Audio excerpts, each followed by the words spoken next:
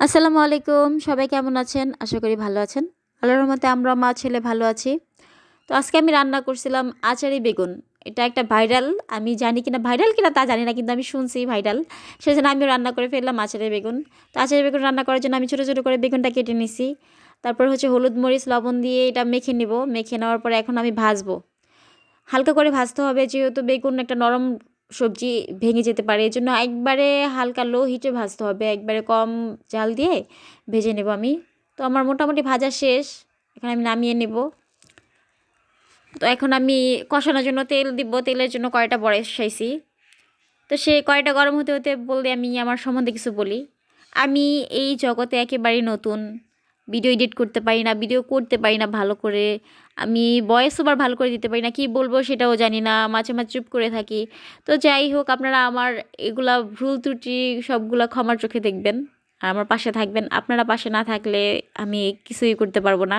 যেহেতু নতুন এখানে, ভাবলাম সবাই তো ফেসবুক থেকে ভালো কিছু করতেছে, আমিও দেখি কিছু করতে পারি কিনা, এর জন্যই আসা, এর বাইরে কিছুই না। তো আপনারা যদি পাশে না থাকেন আমি কিছুই করতে পারবো না। সে যাই হোক, এখন আমি রান্নাতে আসি। রান্না করার জন্য আমি ভুল করে ফেলছি এখানে একটা, তেলটা গরম হওয়ার আগেই আমি পাঁচফোড়নটা দিয়ে ফেলছি। যেহেতু আচারি বেগুন আচার আচার ফ্লেভার থাকবে, এর জন্য আমি পাঁচফোড়ন না দিলে হবে না, এই জন্য পাঁচফোড়নটা দিছি। কিন্তু আমি তেলটা গরম হওয়ার আগে দিয়ে ফেলছি। তবে যাই হোক, তেল আর পাঁচফোড়ন একসাথে গরম হয়ে যাবে, একসাথে হয়ে যাবে। তো পাঁচফোড়নটা ভেজে নিচ্ছি। ভালো করে ভাজতে হবে, পাঁচফোড়নের যত ভাজবেন তত গ্রান আসবে, কিন্তু একেবারে পোড়া যাবে না, পুড়ে ফেলা যাবে না। এখন আমি পেঁয়াজ বাটাটা দিয়ে দিব। ভালো করে পেঁয়াজ বাটাটা ভেজে নিছি। তো আমার এখানে ভুল হয়ে গেছে আর একটু, এখানে আমি রসুন আর হচ্ছে শুকনো মরিচ অ্যাড করছিলাম, এটা দিয়ে ক্লিপটা নিতে ভুলে গেছি। তো যাই হোক, এখন হলুদ, মরিচ, তারপর হচ্ছে ধনিয়া গুঁড়া, এগুলো দিয়ে আমি ভালো করে কষায় নিব মশলাটা। মশলা যত কষাবো ততই তরকারি মজা হবে, স্বাদ বাড়বে। যে কোনো তরকারি হোক, যে কোনো কিছুই হোক, স্বাদ বাড়ানোর জন্য মশলা কষাতে হবে ভালো করে। তো মশলা কষানোর জন্য আমি একটু সামান্য পরিমাণে পানি দিয়ে নিলাম। পানি দিয়ে এখন আমি ভালো করে এটা নেড়ে চেড়ে কষায় নিব। বললামই তো, মশলা যত কষাবো ততই মজা বাড়বে। তো আমি ভালো করে কষায় নিব, এখন ভালো করে কষায় নিচ্ছি। আমি অত কিছু বুঝি না, ওরকমভাবে বলতে পারি না, দেখছেন আমি মাঝে মাঝে থেমে যাই, কি বলবো খুঁজে পাই না, এর জন্য মানে এক কথা বারবার বলি। তো লবণ দিতে আমি ভুলে গেছিলাম, এখন লবণটা অ্যাড করে নিলাম। এখন কষায় নিচ্ছি আমি, কষানো মোটামুটি হয়ে গেছে আমার। ওই ক্লিপটা নিয়ে নেই, এত বড় ভিডিও করা যায় না, এজন্য ছোটো ছোটো করে আমি নিছি, আপনারা বুঝে নেবেন। তো মোটামুটি তেল বের হয়ে আসছে, মশলা থেকে তেল বের হয়ে আসলে বুঝতে হবে যে মশলাটা হয়ে গেছে। মশলা রান্না আগে হচ্ছে মশলাটা ভালো করে রান্না করতে হবে, তারপর হচ্ছে সবজি দিতে হবে। যে কোনো রান্নাতে সবজি, মাছ, মাংস যেটাই বলেন। তো এই তো আমার হয়ে গেছে, মশলা রান্না করা হয়ে গেছে। এখন এটার মধ্যে বেগুনটা আমি দিয়ে দিব। বেগুনটাকে একবারে হালকা করে, একেবারে নরম হাতে নেড়ে চেড়ে এটাকে আমি কষায় নেব ভালো করে।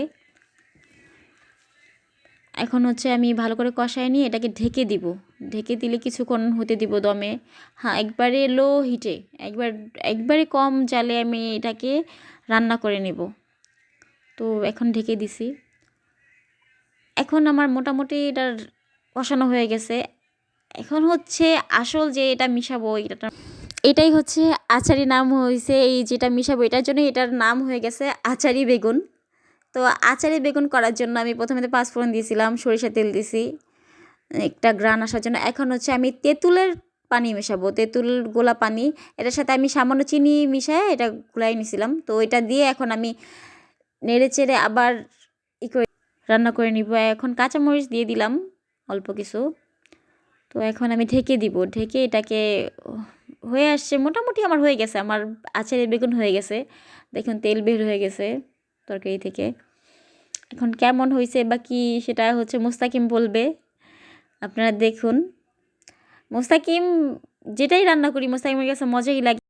আমি জানি না আমি ভালো রাঁধুনি কিনা, কিন্তু আমার ছেলের কাছে আমি যেটাই রান্না করি সেটাই ভালো লাগে। তো এর সাথে আমি হচ্ছে আজকে পুঁইশাক রান্না করছিলাম। তো আমার রান্না হয়ে গেছে, এই যে আমার আচারি বেগুন, তারপর হচ্ছে পুঁইশাক রান্না করছি। এখন হচ্ছে মোস্তাকিমকে খাওয়াবো, মোস্তাকিম খেয়ে বলবে কেমন হয়েছে। তো মোস্তাকিম খাচ্ছে, ছেলে ভালো হলে বলবে ভালো, না হলে বলবে ভালো। তো সবাই ভালো থাকবেন। আসসালামু আলাইকুম, থ্যাংকস ফর ওয়াচিং।